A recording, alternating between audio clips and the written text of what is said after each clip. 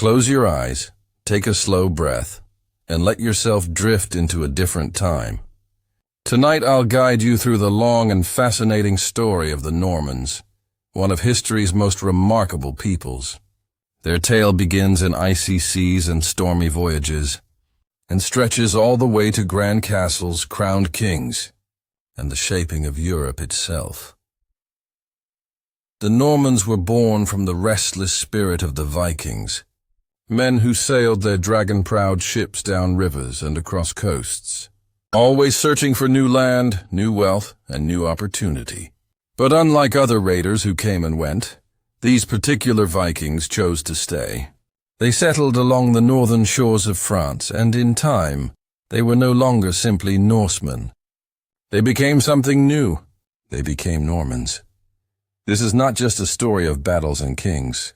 It is a story of transformation, of how a group of wandering warriors turned into rulers, builders, and dreamers who left their mark far beyond the land they first called home.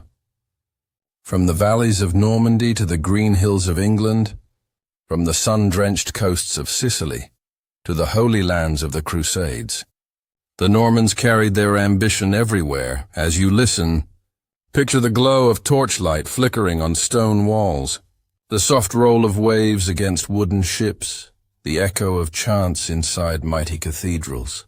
Imagine the quiet determination of a duke who would one day conquer a kingdom. Let these images flow gently through your mind as I take you on this journey. Tonight, you don't need to hold on to details or dates. You don't need to study or remember. Instead, allow the rhythm of the story to carry you. Feel the steady passage of centuries as the Normans rise from unknown raiders to some of the most influential leaders in medieval Europe. By the end of our journey, you will see how deeply the Normans shaped the world around them, and perhaps how their story still lingers in the lands and languages of today. So settle in, let your thoughts quiet. The story of the Normans begins now. Our story begins not in France nor in England, but far to the north, in the cold seas and rugged coasts of Scandinavia. It was here, in the lands we now call Norway and Denmark, that the ancestors of the Normans first set sail. They were Vikings, men who braved the storms in long wooden ships, their sails stretched wide against the wind, their eyes always searching for new shores. The world of the Vikings was harsh and restless. Winters were long and unforgiving, and the soil was often poor. To survive, families looked to the sea. Some fished, some traded, and others took to raiding. They became skilled sailors, capable of steering their longships up rivers as easily as across oceans. From the late 700s onward, Viking ships began to appear on the coasts of Europe, sometimes for trade and sometimes for conquest. The Franks, who ruled much of what we know as France, soon felt the sharp edge of these northern visitors. Time and again, Viking fleets swept down rivers like the Seine, striking at villages, monasteries, even the great city of Paris itself. To the local people, these raiders must have seemed like a force of nature, appearing suddenly, vanishing just as quickly, leaving fire and ruin behind. But among these raiders were men who wanted more than gold or plunder. They wanted land and a chance to build lasting homes. The wide valleys and fertile riversides of northern France must have seemed rich and welcoming compared to the rocky fields of Scandinavia. And so, some Vikings stayed. By the early 900s, their presence could no longer be ignored. The Frankish king, Charles the Simple, realized that endless war with the Vikings would only weaken his realm. And so in the year 911, a remarkable agreement was made. A Viking leader named Rollo, tall and strong, was granted a great stretch of land along the lower Seine. In return, he promised loyalty to the king, protection of the region, and a Christian baptism to show his new faith. This land became known as Normandy, the land of the Northmen. It was the beginning of something new. The wild raiders were no longer simply Vikings, nor entirely Franks. They were something in between. They married local women, learned the French language, and began to adopt new customs. Yet the memory of the sea, the hunger for adventure, and the discipline of warriors still lived strongly within them. The children of these settlers grew up speaking French, but carrying Norse names. They built wooden halls like their Viking fathers, but also stone churches like their Frankish neighbors. Slowly, over generations, this blend of two cultures gave rise to a new identity: the Normans. In the years that followed, Normandy flourished. Ships still sailed its rivers, but now they brought trade as often as war. Farmers plowed fertile fields, and craftsmen shaped iron, wood, and stone into weapons and tools. The Normans were quick learners, and perhaps most importantly, they were ambitious. Even as their duchy grew strong, their eyes remained fixed on horizons far beyond their borders. The first chapter of the Norman story is one of transformation, how fierce Viking raiders became settled lords, and how a bargain struck in the year 911 created one of the most powerful regions of medieval Europe. And yet this was only the beginning. For the sons and grandsons of Rollo were not content with Normandy alone. They would build castles, fight wars, and eventually they would cross the sea once more. Not as raiders, but as conquerors. With the granting of land to Rollo in 911, a new story began to unfold along the banks of the Seine. Normandy was not yet the proud duchy it would become, but it was already a land of promise. Here, Norse settlers and Frankish locals began the slow process of living side by side, weaving their lives into something neither wholly Viking nor wholly French. Rollo, the first duke in all but name, held a firm grip on his new territory. He had been a raider once, but now he was tasked with protecting the very people he used to attack. It was a transformation both strange and remarkable. He and his warriors accepted baptism, though perhaps at first more for politics than for faith. But as generations passed, Christianity truly took root among them. Monasteries once threatened with fire now rose with Norman support, and churches rang with bells that called the faithful not to fear, but to prayer. The Normans quickly learned the ways of their Frankish neighbors. They adopted the French tongue, a language more suited to law and courtly life than their old Norse speech. They studied the methods of farming that made the land so productive. They learned from Frankish knights how to fight on horseback, turning from foot soldiers with axes to mounted warriors with lances, men who could dominate the battlefield in a new age of chivalry. Still, they never forgot their Viking roots. Norman lords were known for their independence and their hunger for action. They were not content to be passive rulers. They built wooden fortresses on high mounds of earth, the first castles that would later define medieval Europe. From these strongholds they guarded their lands and asserted their power. By the time Rollo passed his title to his son, William Longsword, Normandy was already changing into a formidable duchy.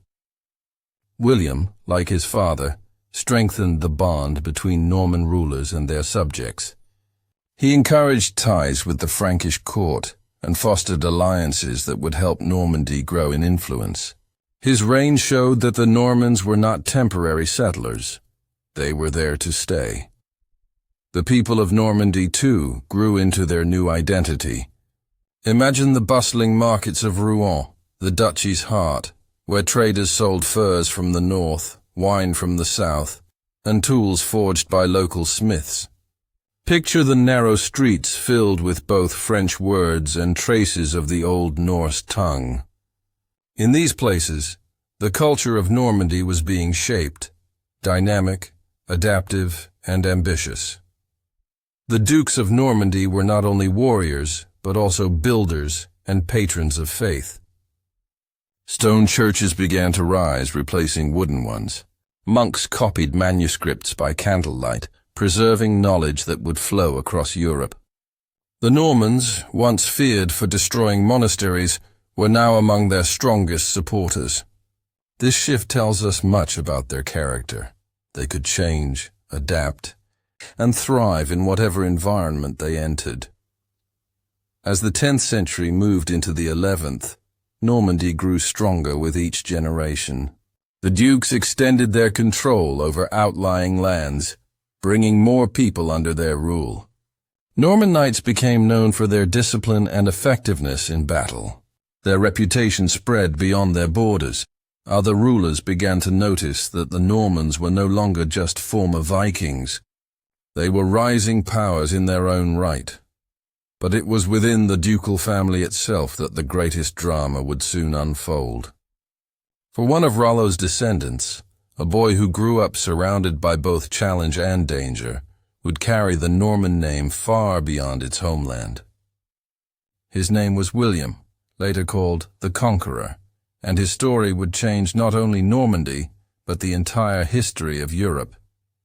For now, though the birth of Normandy is a story of transition, of raiders turning into rulers, of outsiders becoming lords of a new land, and of a people forging an identity that was neither wholly Norse nor wholly French, but something powerful in between. This was the seedbed of greatness, the cradle of ambition. Normandy had been born. As the first century of Norman rule passed, the duchy grew into something more than just a land grant on the Seine. It became a state, organized, ambitious and guided by powerful dukes who shaped its destiny. After William Longsword, leadership of Normandy passed to his son, Richard the Fern, known as Richard the Fearless. His life, like many Norman dukes, was marked by both danger and resilience. He inherited his father's lands at a young age, surrounded by rivals who hoped to exploit his youth. But Richard proved to be steady and clever.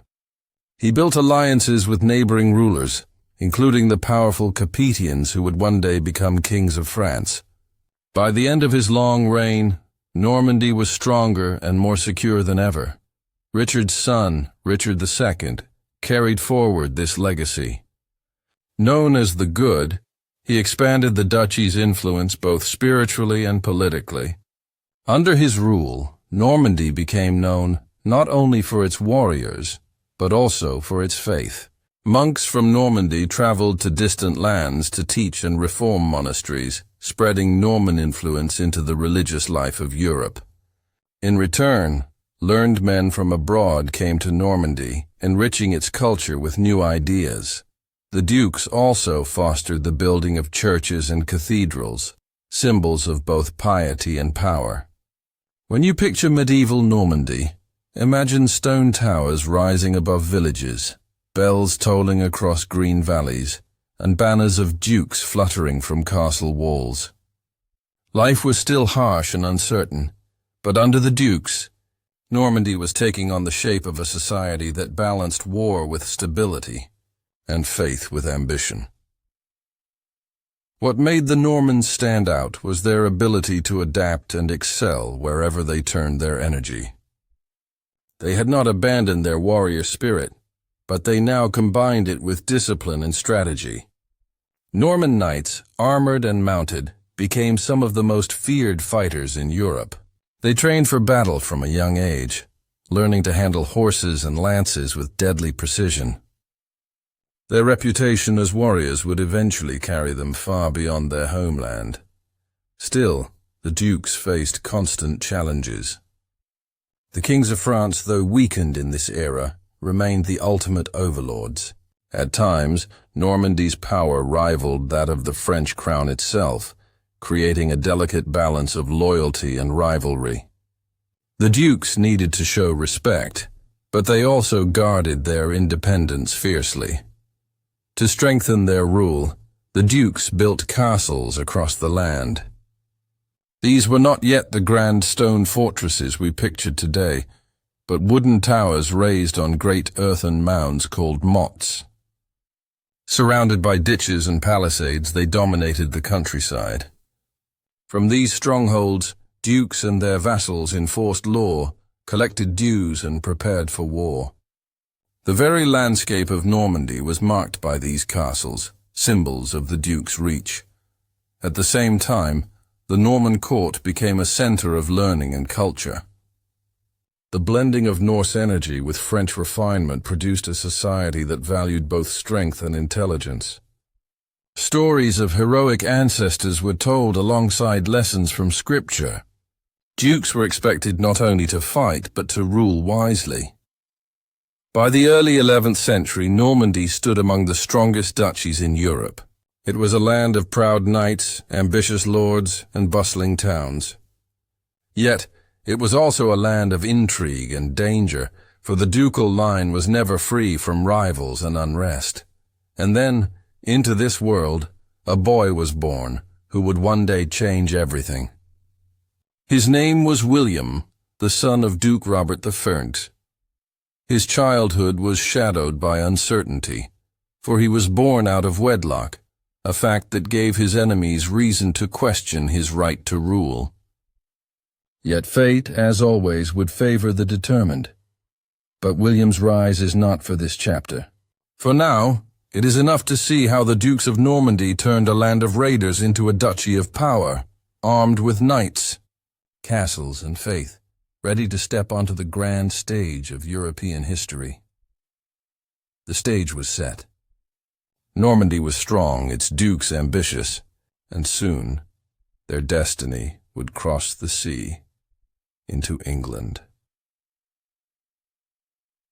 In the year 1028, within the stone walls of Falaise in Normandy, a child was born who would forever change the course of history.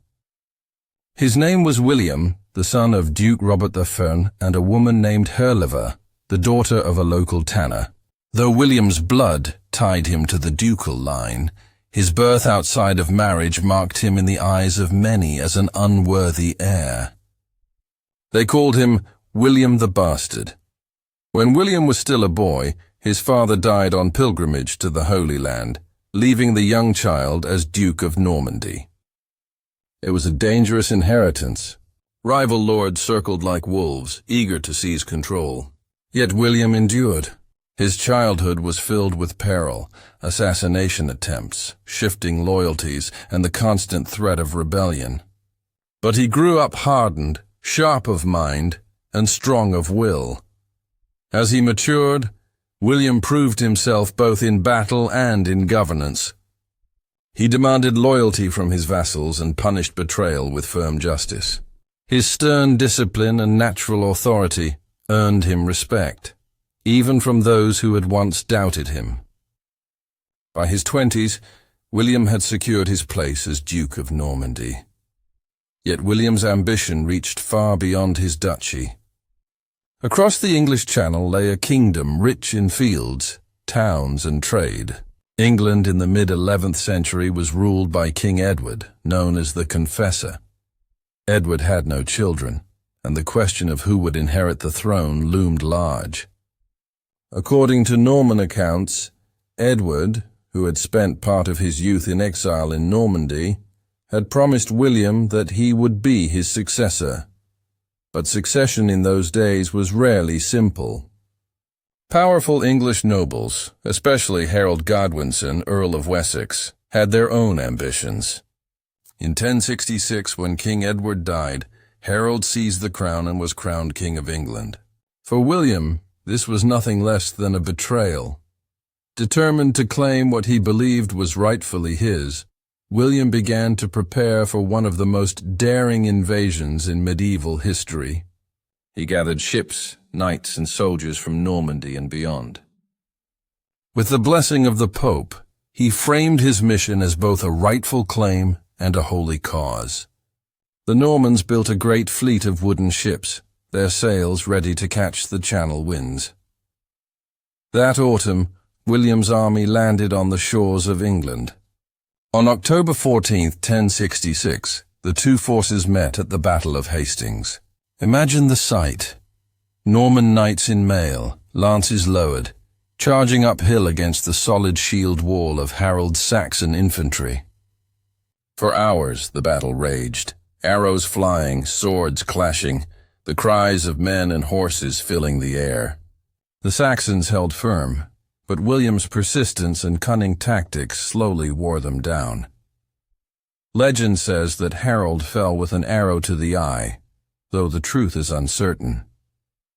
What is certain is that by the end of the day, the Saxon army was broken. Harold was dead, and William stood victorious. On Christmas Day, 1066, William was crowned King of England in Westminster Abbey. The Viking raider's descendant, once mocked for his birth, had become ruler of one of the wealthiest kingdoms in Europe. But conquest was only the beginning. Ruling England was no easy task. The Saxons resisted fiercely, rising in rebellions that William crushed with ruthless efficiency. He ordered castles to be built across the land, stone fortresses like the Tower of London, designed to project Norman power. He demanded loyalty oaths, reshaped the nobility, and redistributed lands to his Norman followers. William also sought to understand the kingdom he ruled. In 1086, he ordered the creation of the Domesday Book, a great survey that recorded who owned every field, village, and plough in England. It was both a tool of taxation and a symbol of his authority, a reminder that nothing escaped the king's gaze. Though stern, William was also deeply religious. He supported the church, built monasteries, and ensured that Norman influence spread into every corner of English life. Under his rule, the English language itself began to change, as French words blended with Anglo-Saxon speech, laying the foundation for modern English. William reigned in England until his death in 1087. His legacy was immense. He had turned Normandy into the foundation of an empire, and England into a realm forever tied to the fate of the Normans.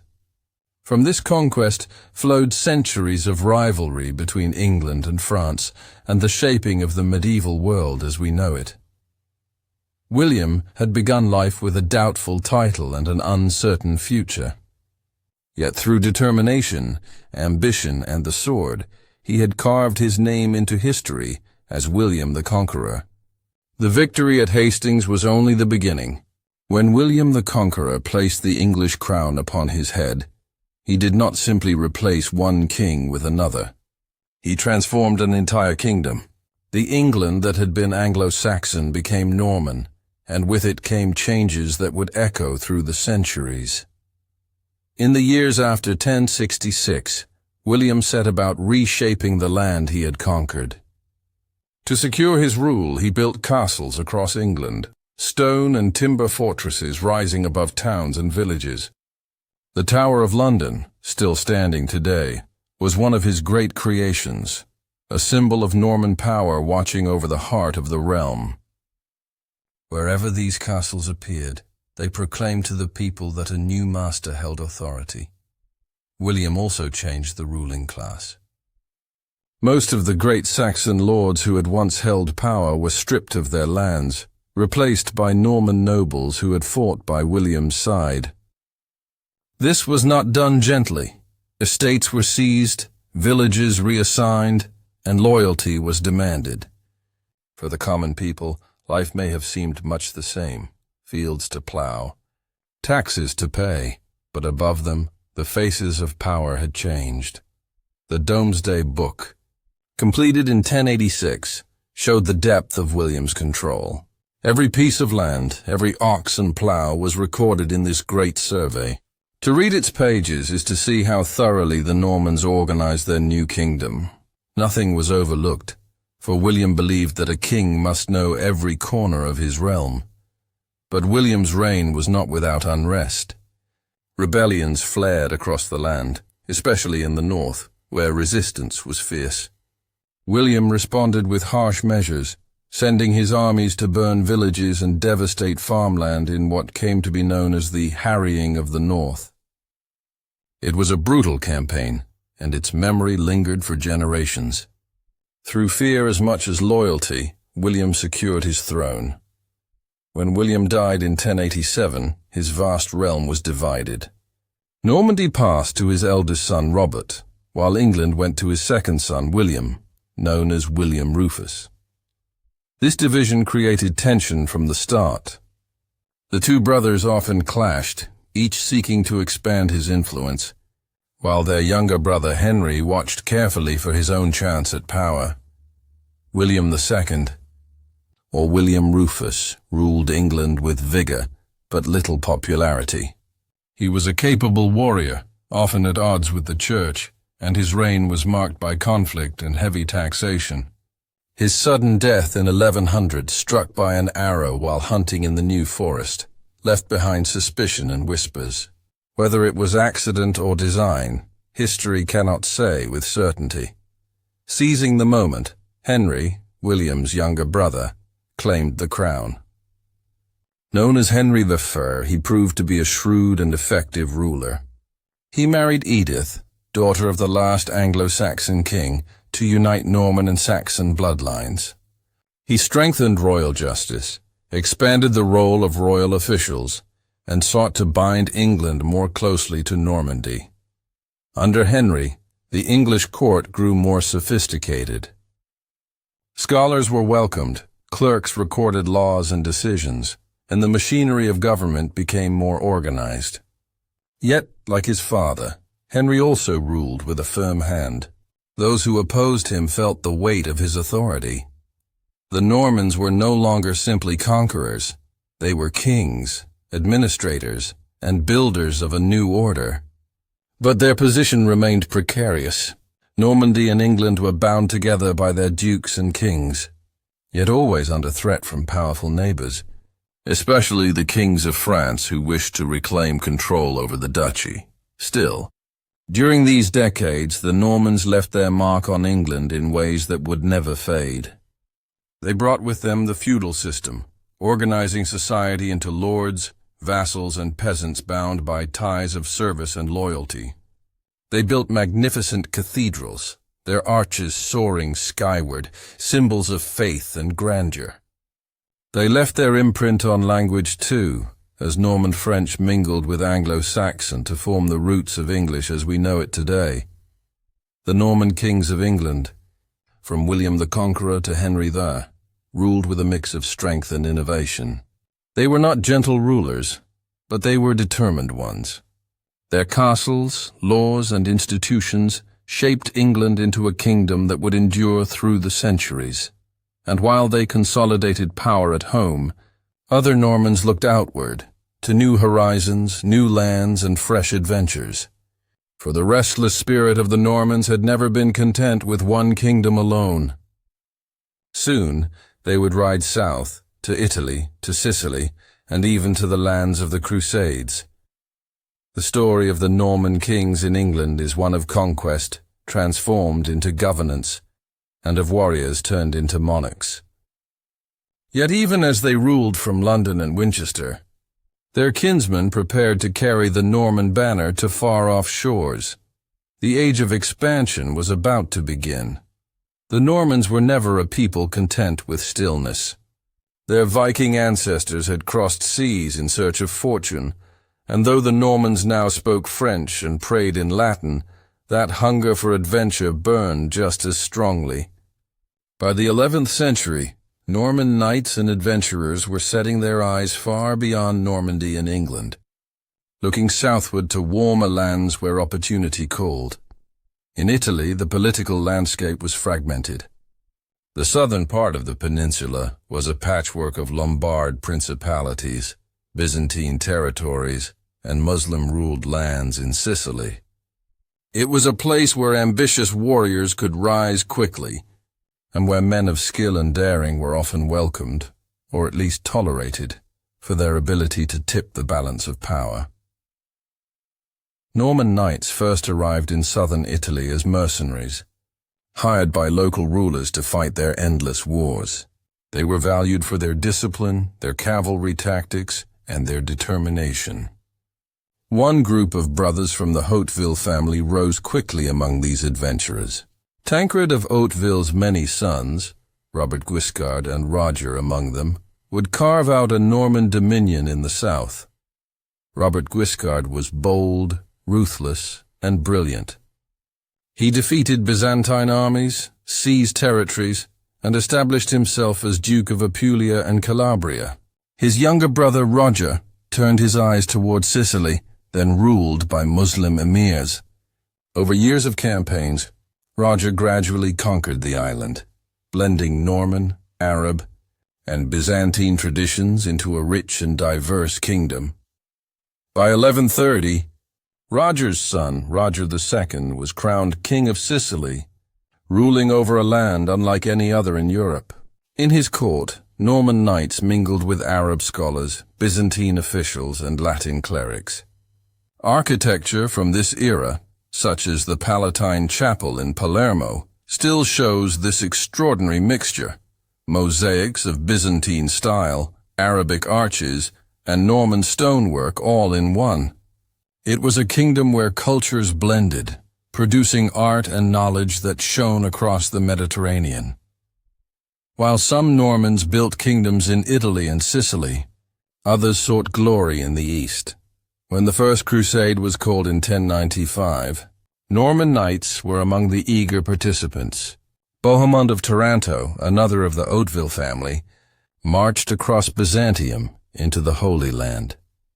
At the Siege of Antioch, he played a decisive role, eventually claiming the city for himself and establishing the Principality of Antioch, one of the Crusader states. Through these conquests, the Normans became known as some of the most formidable warriors of their time.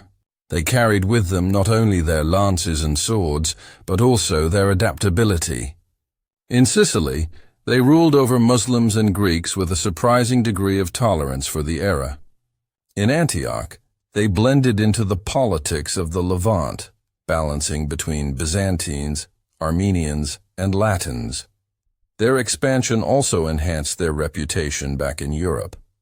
To be a Norman was to be seen as a bold adventurer, a man capable of shaping kingdoms in lands far from home.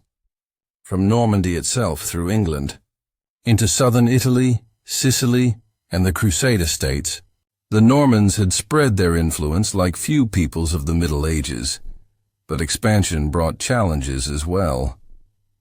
Their gains in Italy sometimes clashed with the ambitions of the papacy and the Byzantine Empire. Their rule in England tied them into endless conflict with France. And in the Crusader states, survival was always uncertain, surrounded by powerful Muslim rulers. Still, the Norman impact was undeniable. They were no longer just raiders turned dukes. They had become kings in foreign lands, princes of Crusader states, and builders of new societies. Their restless energy had taken them from the cold shores of the Seine to the sunlit palaces of Palermo and the embattled walls of Antioch. By the middle of the 12th century, the Normans had achieved extraordinary success. Yet even the strongest of realms must face decline. For the Normans, the coming centuries would bring not new conquests, but the slow erosion of their power. And yet, though their political control faded, their legacy would live on, in the languages of England, the architecture of Sicily, and the laws and customs of Europe. By the 12th century, the power of the Normans had reached its height. They had conquered England, shaped Sicily into a shining multicultural kingdom, and carved out Crusader states in the east. But as generations passed, their dominion began to weaken. Larger kingdoms rose around them, and the name Norman slowly blended into the broader tapestry of medieval Europe. In Normandy itself, the dukes eventually lost their independence. The kings of France, growing stronger with each century, pressed against Norman power. In 1204, King Philip II of France seized Normandy, bringing it firmly under French rule. The duchy that had once been the proud cradle of the Normans became just another province of the French crown. In England, however, the Norman legacy endured far longer. William the Conqueror's dynasty ruled for generations, and even when his direct line faded, the framework he created remained. Castles dotted the landscape, reminders of Norman might. The feudal system they enforced became the structure of English society, and the blending of Anglo-Saxon and Norman French gave birth to a new language, Middle English, that would eventually evolve into the English we speak today. The Normans left their mark on law and governance as well. The Domesday Book remains one of the most remarkable documents of medieval Europe, a detailed survey unmatched for centuries. The administrative systems they introduced created a stronger, more centralized monarchy, laying the foundation for the England that would one day become a global power. In Sicily, the Norman kingdom also faded, though its cultural impact was extraordinary. Later rulers inherited a land where Norman knights, Arab architects, and Byzantine artists had all left their mark.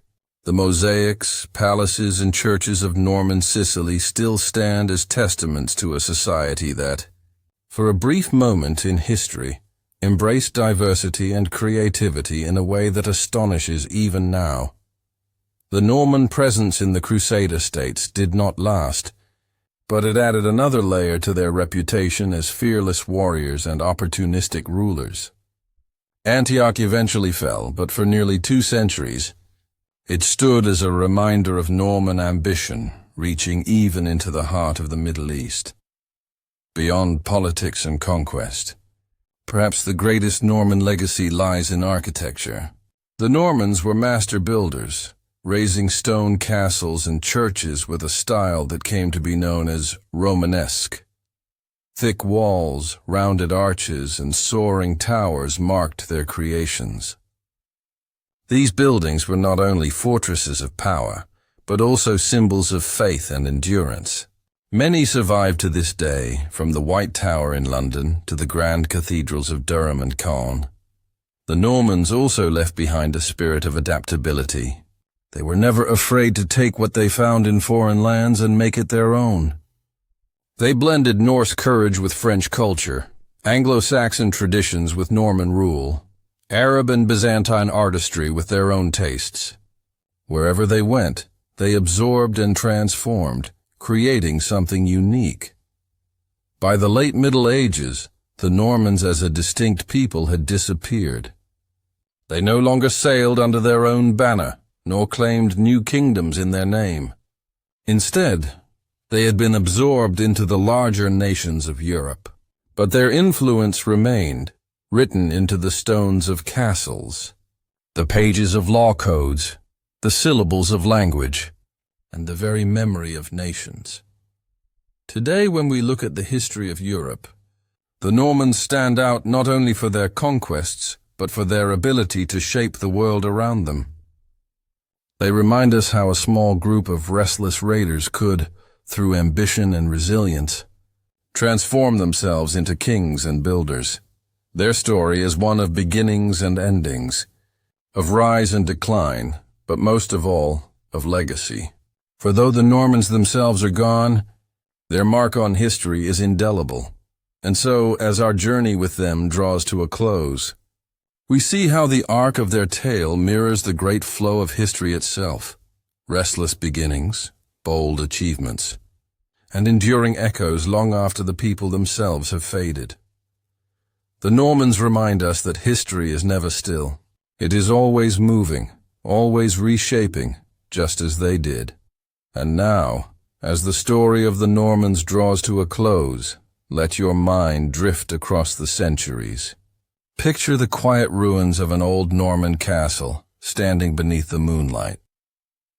The stones are weathered, the halls empty, yet every wall still whispers of the people who once ruled there, the warriors, kings, and dreamers who changed the world in ways they could never fully see. The Normans began as wanderers, Vikings who sought new lands, new challenges, new names for themselves. In time, they became builders, lawgivers, and rulers. They carried with them both the fire of conquest and the discipline of order. And though their empires faded, the world they helped shape remains all around us. In the English language, in Europe's cathedrals, and in the idea that from courage and curiosity, greatness can be born. So as you lie back and close your eyes, imagine sailing with them, across calm seas beneath a blanket of stars. The sound of wooden ships creaking gently, the distant call of waves against stone, a reminder that history, like the tide, never truly ends. It flows on, carrying stories from one age to the next. You've traveled tonight through centuries of adventure, from the frozen shores of Scandinavia to the golden mosaics of Sicily. Let that journey settle softly in your thoughts, like a story told beside a warm fire. The Normans have reached their rest, and now it's time for you to reach yours. Good night, traveler of history. May your dreams be filled with quiet castles, calm seas, and the timeless rhythm of the past.